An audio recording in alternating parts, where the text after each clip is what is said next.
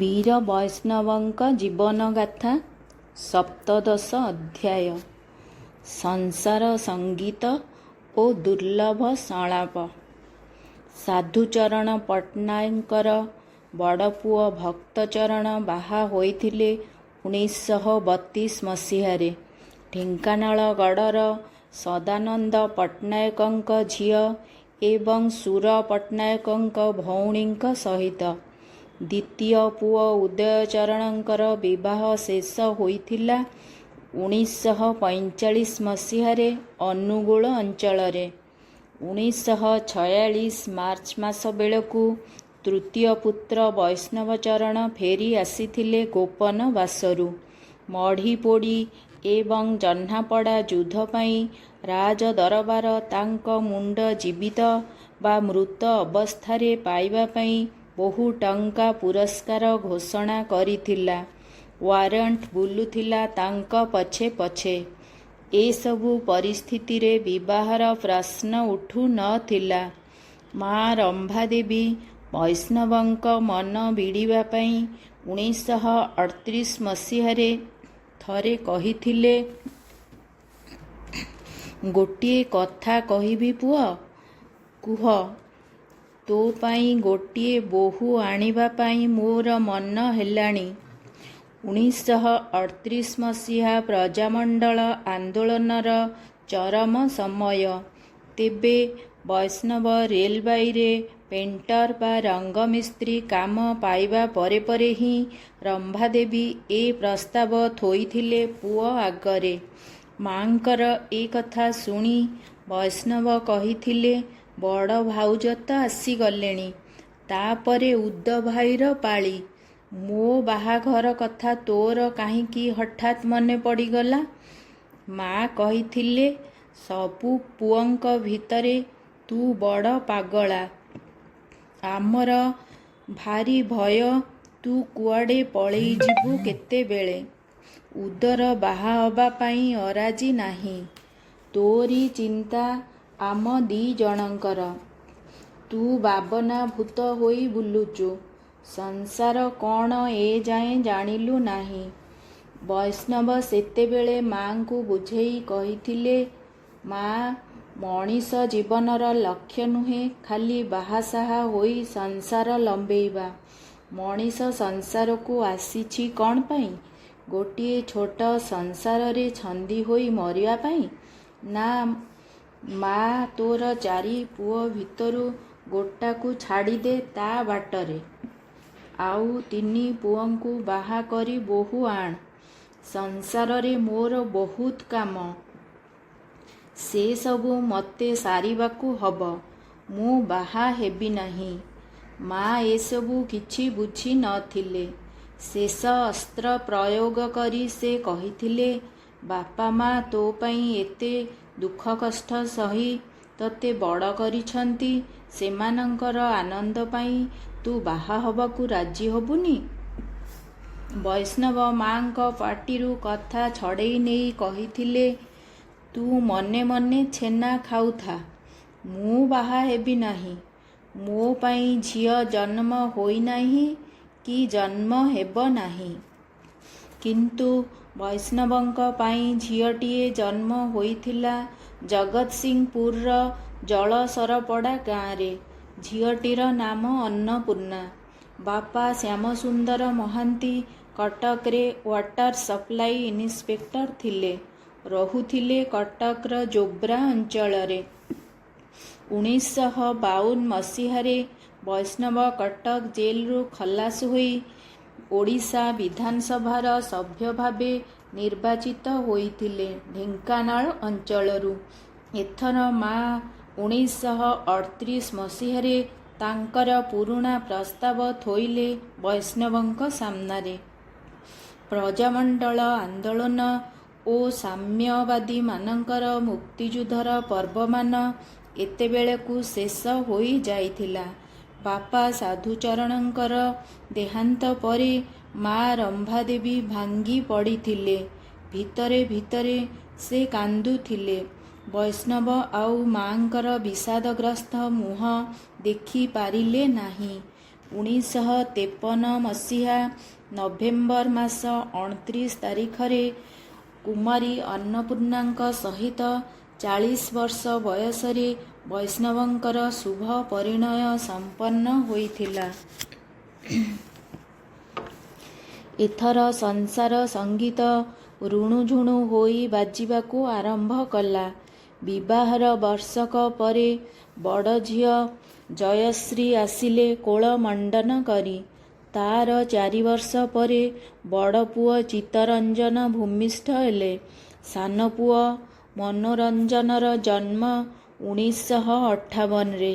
ଶେଷ ସନ୍ତାନ ସାନ ଝିଅ ଶୁଭଶ୍ରୀର ଜନ୍ମ ଆଉ 3 ବର୍ଷ ପରେ। ପିତା ସାଧୁଚରଣଙ୍କର 4 ପୁଅ ଓ 8 ଝିଅର ବିଶାଳ ସଂସାର। ସେ ଥିଲେ କର୍ମଯୋଗୀ, ଅଳ୍ପଭାଷୀ ମଣିଷ ହିସାବରେ ଶାନ୍ତ ଓ ସରଳ ଜୀବନ ନିର୍ବାହ କରୁଥିଲେ। ନିମ୍ନ ମଧ୍ୟବିତ୍ତ ପରିବାରଟି ଭାବ ଅଭାବ ମଧ୍ୟରେ ଚଳି ଯାଉଥିଲା କୌଣସି ମତେ। ସାଧୁଚରଣ ଏଥିପାଇଁ କେବେ ବିଚଳିତ ହେଉ ନ ଥିଲେ। ସ୍ୱଭାବ ଯେପରି ନିସ୍ତରଙ୍ଗ, ଚେହେରା ସେହିପରି ମାର୍ଜିତ। ମୁହଁରେ ଦାଢ଼ି ଓ ଗମ୍ଭୀର ଭାବ, ମନରେ ନିର୍ମଳ କର୍ମ ଭାବ।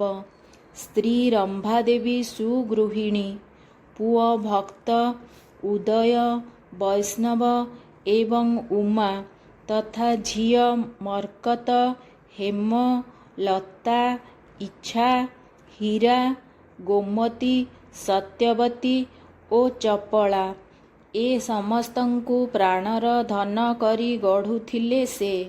ପିଲାଦିନୁ ମରିଯାଇଥିଲେ ଲତା ଏବଂ ହାରା। ଏଇ ବିଶାଳ ସଂସାର ସହିତ ବୈଷ୍ଣବଙ୍କର ଘନିଷ୍ଠ ସମ୍ପର୍କ ନ ଥିଲା। କାରଣ ସେ ପ୍ରଜାମଣ୍ଡଳ ଆନ୍ଦୋଳନରେ ଏପରି ମଜ୍ଜିଯାଇଥିଲେ ଯେ ମା, ବାପା ଓ ଭାଇ ଭଉଣୀଙ୍କ ସହ ସମୟ କଟାଇବା ପାଇଁ ତାଙ୍କ ହାତରେ ସମୟ ନ ଥିଲା। ଫଳରେ ସେହି ଅଭ୍ୟାସ ଯୋଗୁଁ 4ଟି ସନ୍ତାନର ଲାଳନ ପାଳନ ଓ ଅନ୍ୟାନ୍ୟ ଦାୟିତ୍ୱ ପଡ଼ିଥିଲା ସ୍ତ୍ରୀ ଅନ୍ନପୂର୍ଣ୍ଣାଙ୍କ ଉପରେ। ବୈଷ୍ଣବ କିଛି ବୁଝୁ ନ ଥିଲେ। ଯୋଉ ବାବନାଭୂତକୁ ସେଇ ବାବନାଭୂତ। MLA ଥିଲାବେଳେ ସେ ଭୁବନେଶ୍ୱରରେ ରହୁଥିଲେ ପିଲା ପରିବାର ସହିତ। ଯାହା ମାସିକ ପ୍ରାପ୍ୟ ପାଉଥିଲେ MLA ହିସାବରେ ସେଥିରୁ ଅଧେ କମ୍ୟୁନିଷ୍ଟ ପାର୍ଟିକୁ ଦବାକୁ ହେଉଥିଲା। ଘରେ ଅନେକ ସମୟରେ କୁଣିଆ ମଇତ୍ର ପହଞ୍ଚୁଥିଲେ। ଘର ଚଳେଇବାକୁ ବଡ଼ ଅସୁବିଧା ହୁଏ ବୋଲି ଧର୍ମପତ୍ନୀ କୁହନ୍ତି। ବୈଷ୍ଣବ ଏସବୁ କିଛି ଶୁଣନ୍ତି ନାହିଁ। ଘର ବୋଲି ତାଙ୍କର କିଛି ନ ଥିଲା ଅନେକ ଦିନ ଯାଏ। ପୈତୃକ ଚାଳଘରଟି ଆନ୍ଦୋଳନ ସମୟରେ କେହି ପୋଡ଼ି ଦେଇଥିଲେ। ପରେ ଯେଉଁ ଘର ଖଣ୍ଡିକ ବାପା ଓ ଭାଇମାନେ କରିଥିଲେ, ସେ ଘରର ସମସ୍ତ ଜିନିଷପତ୍ର କୋରଖି ହୋଇ ଯାଇଥିଲା 1942 ଆନ୍ଦୋଳନ ସମୟରେ।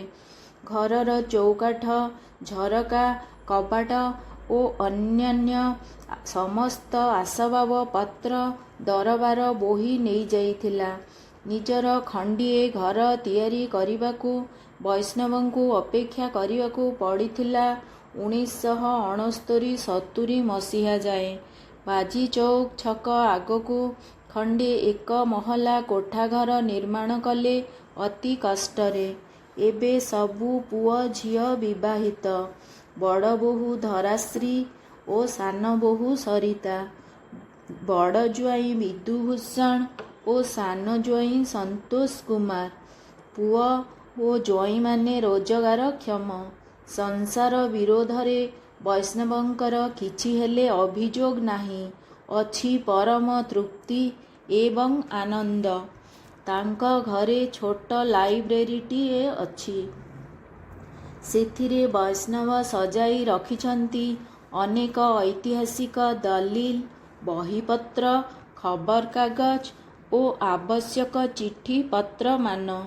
ପ୍ରତିଦିନ 2ଟି ଓଡ଼ିଆ ଏବଂ 2ଟି ଇଂରାଜୀ ଖବରକାଗଜ ସହିତ ଆଉଟଲୁକ୍, ୱିକ୍, ଫ୍ରଣ୍ଟଲାଇନ୍ ଏବଂ ଇଣ୍ଡିଆ ଟୁଡେ ଇତ୍ୟାଦି ଇଂରେଜୀ ଜର୍ନାଲମାନ ସେ ପଢ଼ନ୍ତି।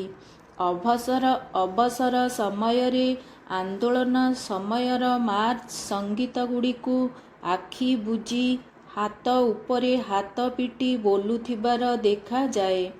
ସେ ନିଜେ ମଧ୍ୟ କବିତା ଲେଖନ୍ତି ବେଳେ ବେଳେ। କବିତା ବିଷୟରେ ପଚାରିବାରୁ ସେ ନିଜ ରଚନାରୁ ନିମ୍ନଲିଖିତ କବିତାଟିକୁ ଗଭୀର ଭାବବେଗର ସହ ଆବୃତ୍ତି କଲେ ତନ୍ମୟ ହୋଇ। ବୀର ବାଜି ରାଉତ ଜାତି ମୁକୁଟ ସେ, ତାର କଥା ତୁ ଶୁଣି ଯା, ତାର ଡାକ ତୁ ଶୁଣି ଯା। ଢାଳି ଛାତି ରକତ ବାଜି ଡାକିଛି ଆ ଆ, 12 ବରଷର ବାଳକ ନାଉରୀ, ବାହିଥିଲା ସେ ଯେ ଏ ଦେଶର ତରି, ଦେଲା ପଛେ ପ୍ରାଣ ବଳି, ଡଙ୍ଗା ଦେଲା ନାହିଁ ଛାଡ଼ି। ନଡରିଲା ରଜା ଗୁଳି, ବଜାଇଲା ରଣଭେରୀ, ପାଦେ ଅତ୍ୟାଚାର ଦଳି, କୋଣାର୍କକୁ ବଳି ଚଢ଼ିଛି, କୋଣାର୍କକୁ ବଳି ଗଢ଼ିଛି ଦେଉଳ, ରଖି ଯାଇଅଛି କିରତି ଆମର, ମରି ନାହିଁ ବୀରାଗ୍ରଣୀ, ମରି ନାହିଁ ତାର ବାଣୀ, ବାଜି ନାମ ପ୍ରତିଧ୍ୱନି ଘୋଷୁଛି ସାରା ଧରଣୀ, ତାର କଥା ତୁ ଶୁଣି ଯା, ତାର ଡାକ ତୁ ଶୁଣି ଯା।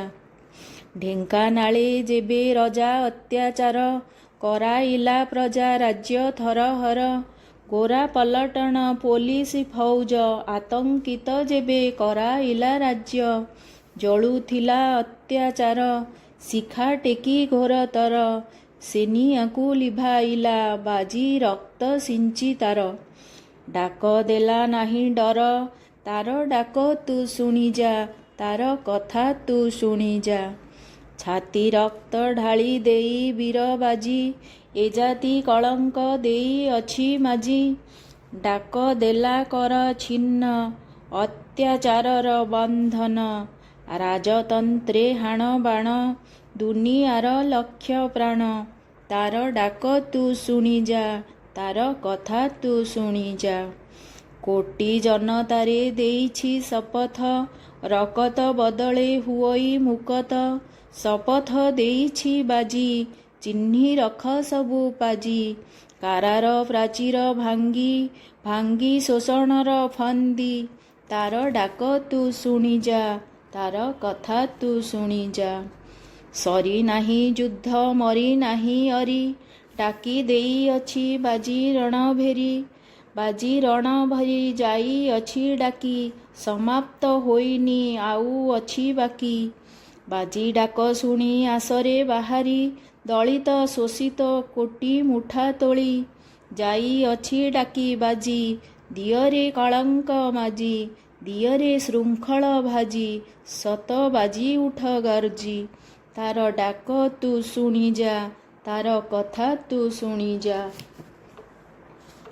ବୈଷ୍ଣବଙ୍କର ଏହି କବିତାଟି ସ୍ୱାଧୀନତା ପରବର୍ତ୍ତୀ ସମୟ ପାଇଁ ପ୍ରଯୁଜ୍ୟ ବୋଲି ସେ କହନ୍ତି। ପ୍ରତ୍ୟେକ ସମୟରେ ପ୍ରତ୍ୟେକ ଧରଣର ଶାସନରେ ଶୋଷଣ ଅତ୍ୟାଚାର ହେବା ସମ୍ଭବ। ଏଣୁ ଶୋଷଣ ଓ ଅତ୍ୟାଚାର ବିରୋଧରେ ନିରନ୍ତର ସଂଗ୍ରାମ ଆବଶ୍ୟକ। ବାଜି ରାଉତ ଏକ ଉପଲକ୍ଷ୍ୟ ମାତ୍ର। ଆମର କଷ୍ଟଲବ୍ଧ ସ୍ୱାଧୀନତାକୁ ଅକ୍ଷୁଣ୍ଣ ରଖିବା ଏବଂ ସମ୍ମାନ ଓ ମର୍ଯ୍ୟାଦାର ସହ ବଞ୍ଚିବା ଏବେ ମଧ୍ୟ ସାଧାରଣ ମଣିଷ ପକ୍ଷରେ ସମ୍ଭବ ହୋଇ ନାହିଁ। ତେଣୁ ଭୋଗ ବିଳାସ, ଦୁର୍ନୀତି ଓ ଶୋଷଣ ବିରୋଧରେ ଅବିରତ ସଂଗ୍ରାମ ଚାଲୁ ରହିବା ଆବଶ୍ୟକ। ଏବେ ମଧ୍ୟ ସଂଗ୍ରାମର ମଇଦାନରେ ସେ ଅବତୀର୍ଣ୍ଣ। ତାଙ୍କର ତୃପ୍ତ କଣ୍ଠ ଏବଂ ବଳିଷ୍ଠ ଲେଖନୀରୁ ଏବେ ମଧ୍ୟ ଅନେକ ଅଭିଯୋଗ ଶ୍ରବି ଆସୁଛି ଅବଲୀଳାକ୍ରମେ। କେବେ ହେଲେ ସେ କୌଣସି କ୍ଷମତାଧାରୀମାନଙ୍କ ପଛରେ ଗୋଡ଼ାଇ ନାହାନ୍ତି। ଏବେ ମଧ୍ୟ ଯଶ ପ୍ରଶଂସା ଆଶାରେ ନିଜର ସଂଗ୍ରାମ ପଣିଆକୁ ବଳି ଦେଇ ନାହାନ୍ତି। ସେ ଆଜନ୍ମ ଜଣେ ସଂଗ୍ରାମୀ ଭାବେ ନିଜ ଜୀବନକୁ, ନିଜର ପିଲାମାନଙ୍କୁ ଓ ନିଜର ପରିବାରକୁ ଗଢ଼ିଛନ୍ତି। ସକ୍ରିୟ ରାଜନୀତିରୁ ସେ ଓହରି ଆସିବା ପରେ ତାଙ୍କର ସମସ୍ତ ସମୟ ଲେଖାଲେଖି, ପଢ଼ାପଢ଼ି ଓ ବିଚାର ଆଲୋଚନାରେ ବିନିଯୋଗ କରିଛନ୍ତି। ପଛକଥା ମନେ ପକାଇ ସେ କହନ୍ତି, 1952 ନିର୍ବାଚନ ବେଳର କଥା। ସେତେବେଳେ ମୁଁ କଟକ ଜେଲରେ ଥାଇ କମ୍ୟୁନିଷ୍ଟ ପାର୍ଟି ତରଫରୁ ଢେଙ୍କାନାଳ ଯୁଗ୍ମ ନିର୍ବାଚନ ମଣ୍ଡଳୀରୁ କଂଗ୍ରେସ ପ୍ରାର୍ଥୀ ଶ୍ରୀ ବ୍ରଜକିଶୋର ଧଳଙ୍କୁ ପରାସ୍ତ କରି ଓଡ଼ିଶା ବିଧାନସଭାକୁ ନିର୍ବାଚିତ ହୋଇଥିଲି। 1962 ନିର୍ବାଚନ ବେଳେ ବିଜୁ ପଟ୍ଟନାୟକ ଓଡ଼ିଶା କଂଗ୍ରେସର ଅପ୍ରତିଦ୍ୱନ୍ଦ୍ୱୀ ନେତା। ତାଙ୍କର ସାହସ, ତାଙ୍କର ତେଜସ୍ୱୀ ନେତୃତ୍ୱ ମୋତେ ଭଲ ଲାଗୁଥିଲା। ସୁଭାଷ ଚନ୍ଦ୍ର ବୋଷଙ୍କର ଚରିତ୍ରର କେତେକାଂଶ ମୁଁ ବିଜୁ ପଟ୍ଟନାୟକଙ୍କ ବ୍ୟକ୍ତିତ୍ୱରେ ଦେଖୁଥିଲି। ତେଣୁ ତାଙ୍କରି ଅନୁରୋଧରେ ମୁଁ କଂଗ୍ରେସ ପାର୍ଟି ତରଫରୁ ଲୋକସଭାକୁ ପ୍ରାର୍ଥୀ ହେଲି ଏବଂ ମୋର ଏକମାତ୍ର ପ୍ରତିଦ୍ୱନ୍ଦ୍ୱୀ ଶଙ୍କର ପ୍ରତାପ ସିଂଦେଓଙ୍କୁ ପ୍ରାୟ 93,000 ଭୋଟରେ ପରାସ୍ତ କରି ନିର୍ବାଚିତ ହେଲି। ଏହା ମୋ ଜୀବନର ସର୍ବଶ୍ରେଷ୍ଠ ମୁହୂର୍ତ୍ତ। କାରଣ ଯେଉଁ ଅତ୍ୟାଚାରୀ ଶାସକ ମୋତେ ଓ ମୋର ପରିବାର ତଥା ମୋର ସଂଗ୍ରାମୀ ଭାଇମାନଙ୍କୁ ଅନେକ ଯାତନା, ଦୁଃଖ କଷ୍ଟ ଦେଇଥିଲେ, ମୁଁ ତାଙ୍କୁ ହିଁ ତାଙ୍କରି ରାଜ୍ୟରେ ପରାସ୍ତ କରିଛି ବିପୁଳ ଭୋଟ ବ୍ୟବଧାନରେ। ଏହା ମୋର ବ୍ୟକ୍ତିଗତ ବିଜୟ ନୁହେଁ। ଏହି ବିଜୟ ଥିଲା ଢେଙ୍କାନାଳ ପ୍ରଜାଙ୍କର ଅତ୍ୟାଚାରୀ ରାଜା ବିରୋଧରେ। ଏହା ଇତିହାସର ବିଚାର, ଇତିହାସର ନିଷ୍ପତ୍ତି। କଂଗ୍ରେସ ଦଳ ପୁଣି କାହିଁକି ଛାଡ଼ିଲେ ବୋଲି ପଚାରିବାରେ ସେ କହନ୍ତି, 1977ରେ କାମାକ୍ଷା ପ୍ରସାଦ ସିଂଦେଓ ପ୍ରବେଶ କଲେ କଂଗ୍ରେସରେ ଇନ୍ଦିରା ଗାନ୍ଧୀଙ୍କ ସମୟରେ। ଏହାର ପ୍ରତିବାଦ ମୁଁ କରିଥିଲି ଲିଖିତ ଭାବରେ କଂଗ୍ରେସ ହାଇକମାଣ୍ଡଙ୍କ ପାଖରେ। ଏହା ଏକ ନୀତିଗତ ପ୍ରଶ୍ନ ବୋଲି ମୁଁ କହିଥିଲି। କଂଗ୍ରେସ ଦଳ ସାଧାରଣ ଲୋକଙ୍କୁ କେନ୍ଦ୍ର ପାର୍ଲିଆମେଣ୍ଟକୁ ନ ପଠାଇ ରାଜା ରାଜୁଡ଼ା ଧନୀ ଓ ବିଭବଶାଳୀ ଲୋକମାନଙ୍କୁ ପଠାଇଲେ ସାଧାରଣ ଲୋକ ନ୍ୟାୟ ପାଇବେ କିପରି? କଂଗ୍ରେସ ଦଳ କାହାର? ରାଜା ରାଜୁଡ଼ା ମାନଙ୍କର ନା ସାଧାରଣ ଲୋକଙ୍କର? ପ୍ରତିବାଦର ଉତ୍ତର କିଛି ପାଇ ନଥିଲି। ତେଣୁ କଂଗ୍ରେସ ଦଳ ତ୍ୟାଗ କଲି। 1981 ଠାରୁ ପୁନଶ୍ଚ କମ୍ୟୁନିଷ୍ଟ ଦଳ ପାଇଁ କାମ କଲି। ପଛକଥା ମନେ ପକାଇ ସେ କହନ୍ତି, ଶଙ୍କର ପ୍ରତାପ ସିଂଦେଓ 1962ରେ ଲୋକସଭା ନିର୍ବାଚନରେ ମୋଠାରୁ ପରାସ୍ତ ହେବା ପରେ 1965ରେ ରାଜ୍ୟସଭାକୁ ନିର୍ବାଚିତ ହେଲେ। ନିର୍ବାଚିତ ହେବା ପରେ ସେ ମୋ ପାଖକୁ ଖବର ପଠାଇଥିଲେ ତାଙ୍କ ପାଇଁ ମୋ ସରକାରୀ ବସାଘର ପାଖେ ଗୋଟିଏ ସରକାରୀ ବସାଘର ଯୋଗାଡ଼ କରିଦେବା ପାଇଁ। ପୁଣି କହନ୍ତି, ମୁଁ ଲୋକସଭାର ସଭ୍ୟ ଥାଏ, ଶଙ୍କର ପ୍ରତାପ ରାଜ୍ୟସଭାର ସଭ୍ୟ। ଆମେ ଦୁହେଁ ଗୋଟିଏ ସରକାରୀ ଉତ୍ସବରେ ଯୋଗ ଦେଇଥାଉ। ଶଙ୍କର ପ୍ରତାପଙ୍କୁ କେହି ଜଣେ ଉପସ୍ଥିତ ଭଦ୍ର ବ୍ୟକ୍ତିମାନଙ୍କ ସହ ପରିଚିତ କରାଇଦେଇ କହୁଥାନ୍ତି, ଏ ଢେଙ୍କାନାଳର ରାଜା ଶଙ୍କର ପ୍ରତାପ ସିଂଦେଓ ମହୀନ୍ଦ୍ର ବାହାଦୁର।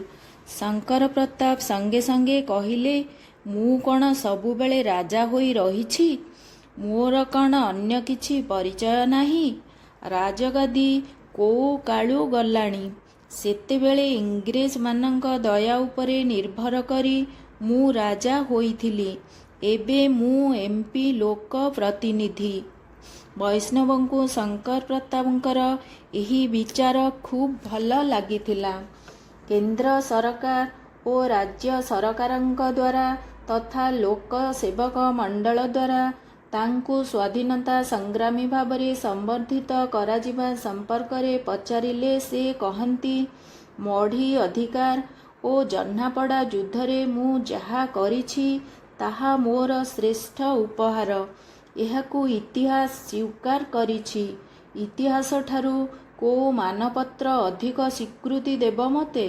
ଏକ ସମୟରେ ଉପନିବେଶବାଦ ଏବଂ ସାମନ୍ତବାଦ ବିରୋଧରେ ଯେଉଁ ସଂଗ୍ରାମୀ ଭାଇମାନେ ପ୍ରାଣ ଉତ୍ସର୍ଗ କରି ଶହୀଦ ହୋଇଛନ୍ତି, ସେମାନଙ୍କର ତ୍ୟାଗ ଓ ବଳିଦାନ ଆଗରେ ମୋର ଅବଦାନ ତୁଚ୍ଛ ଓ ଅତି ସାମାନ୍ୟ। ତେବେ ମାଳତୀ ଦେବୀଙ୍କ ଚିଠିର ଭାଷାରେ ମୁଁ ବୈଷ୍ଣବଙ୍କୁ ବୀର ବୈଷ୍ଣବ ହୋଇ ଯାଇଛି ସେଇ ଆନ୍ଦୋଳନ କାଳରୁ। ଏହାଠାରୁ ବଡ଼ ପୁରସ୍କାର ମୋତେ ଆଉ କ'ଣ ମିଳିପାରେ? ଧର୍ମ ଓ ଭଗବାନଙ୍କର ଅସ୍ତିତ୍ୱ ସମ୍ପର୍କରେ ପଚାରିଲେ ସେ ପ୍ରାୟ ନୀରବ ରହନ୍ତି। ଜୀବନରେ କେବେ କୌଣସି ମନ୍ଦିରକୁ ସେ ଯାଇନାହାନ୍ତି କି ଠାକୁର ପୂଜା କରିନାହାନ୍ତି ବୋଲି ପରିବାର ଲୋକେ କହନ୍ତି। ବାରମ୍ବାର ଏ କଥା ପଚାରିଲେ ସେ କହନ୍ତି, ଭାଗ୍ୟ ଓ ଭଗବାନଙ୍କୁ ଧରି ବସିଥିଲେ ପ୍ରଜାମଣ୍ଡଳ ଆନ୍ଦୋଳନ ଉଧେଇ ପାରି ନଥାନ୍ତା। ମୋ ମତରେ କର୍ମ ହିଁ ଭଗବାନ।